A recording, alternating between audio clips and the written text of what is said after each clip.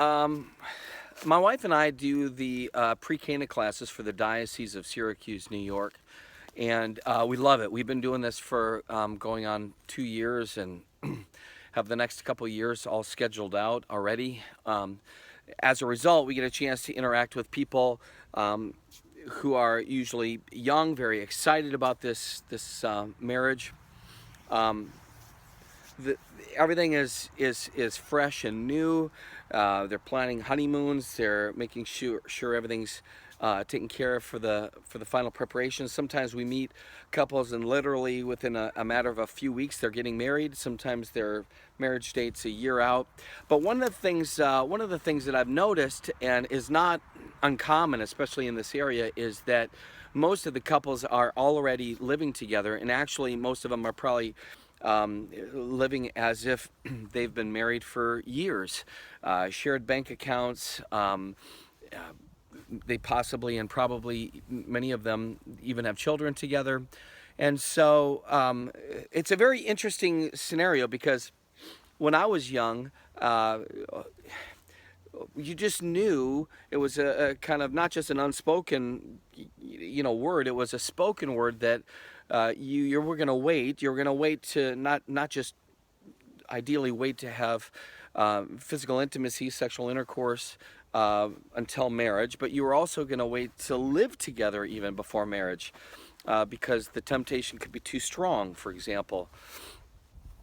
And so, in some ways, for me, what I've realized is that my wife and I, our job is primarily evangelistic. We're sharing about the reason it's important to have God in your marriage. Now, most people coming into pre-Cana classes want the church's blessing in some form and fashion. It's possible that they want that blessing because that's how they're going to get help paying for the marriage. That's what their parents want. They want it to be a marriage in the church, to be sacramental. It's possible and probable many people coming into these pre-Cana classes don't really have much of a desire to have, faith life a part of their daily experience, but they know this is the next step on what they needed to get married.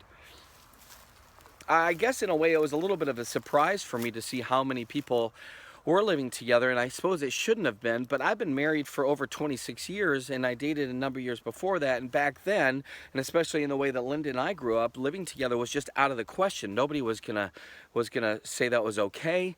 Um, you know, we were basically moving under the assumption that it was going to be a big struggle, but the ideal is to not have sex before you get married.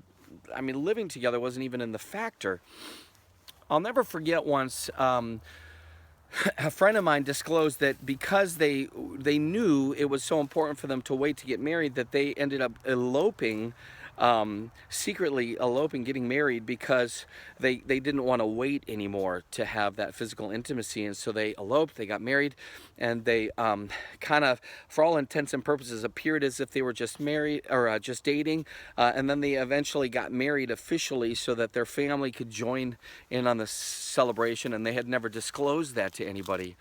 Nowadays, it just doesn't even seem like it's a problem or even a question, and so Linda and I, we kind of pick our battles. We've chosen to use those pre-Cana times as an opportunity to hopefully invite them to realize that God wants to be a very important part of your marriage, and we posit the idea and the success of our marriage is connected deeply to the reality of that relationship with God.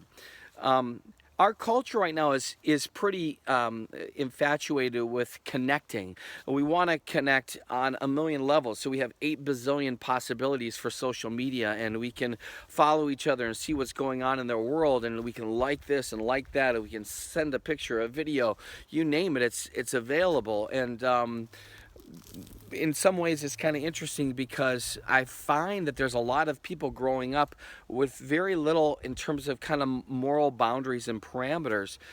It's just what you do. Well, if you're in a relationship and you're serious about them, and especially if you're getting married, then why would it matter? We're already physically intimate, we already have a child, so why wouldn't we be living together? And I think in some ways we've kind of got the cart before the horse. dating ultimately has a role that's very valuable. You get the chance to see a little bit of what a person's like, especially in certain scenarios. And the longer you're with one another, you can't hide anymore. You can't pretend anymore. Your kind of full self becomes more and more disclosed, and you begin to work on that and recognize, well, we're having some struggles here, some difficulties here. So, is it worth it? Is it worth wrestling with these difficulties? And if the answer is yes, then you're probably heading towards the probability of marriage. If the answer is no, then it's very probable you shouldn't be with that person. Um, the beauty of kind of this expectation, this anticipation that happens is certainly going back to biblical times, the preparing of the house for the expected beloved. I go and prepare a place for you, right? Jesus, even at the ascension, lets us know that he's going, but he's preparing this beautiful place for us. We're the bride. He's the bridegroom. There's this intimate final reunion and connection. I think in some ways it's hard to expect people outside of the Christian milieu to fall in step with a moral parameter that for them doesn't make a lot of sense. Why would they not live together? Why would they worry about marriage? And I think this is what's happened. I think we've reduced marriage down to three things: passion, common interests, and attraction. And if you have passion, common interests, and attraction, well, then you're good to go. But marriage is a lot more than just passion, common interests, and attraction. You can be passionate or not passionate depending on the day in marriage. You can find each other attractive or maybe a little less attractive depending on what they're wearing and their hairstyle, or if they got food all over their face or whatever. And common interests, not everybody has the same interest in marriage. There's a lot of diversity, and that's part of what makes it a little bit exciting. But if you reduce marriage down or relationships down to those three things, then ultimately anything goes. But for the Catholic, what's happening is that God is saying these two people, it seems random, seems amazingly, miraculous that they could find each other. Not only do they find each other, but they begin to realize, wow, I'm more complete when I'm with you. I see you, not just the you that you want me to see on social media, but I really see you, your messy part, the difficult part, the frustrating part, and I still love you. I want to be with you. And that kind of relationship's so unique in this world, in this age right now. And so what the church says is, because God is bringing you together, there's kind of a rhyme and a reason and a cadence and order that we need to fall in step with, because you're being invited to witness the love of God in time. And that love is life-giving. And so there's this reminder that within the Catholic context, the sacrament, the presence of God is truly going to be here as this man and wife lay down their life one for the other. That presence of Christ there as they sacrifice and serve and mediate and advocate. That's such a profound witness of a God who's alive and well. And so we have these vows even, right? Sick or poor, rich, poor rather, sick or healthy. No matter what it is, whatever kind of scenario and circumstance, I love you. And that kind of love that can endure difficulties and troubles and problems, that's a witness to the world that there's a love that great.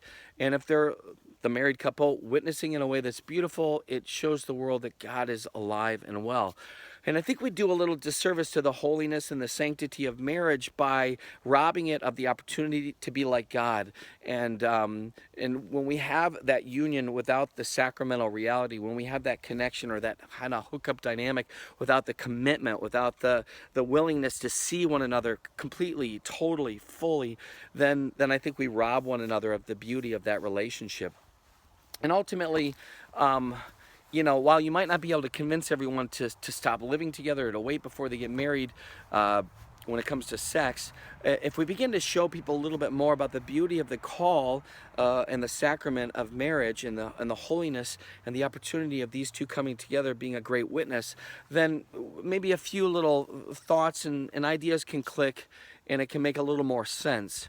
In the end, my hope and my prayer is that people do wait to live together before they get married, because there's something beautiful about the journey and the adventure and the exploration of what it means for the two becoming one.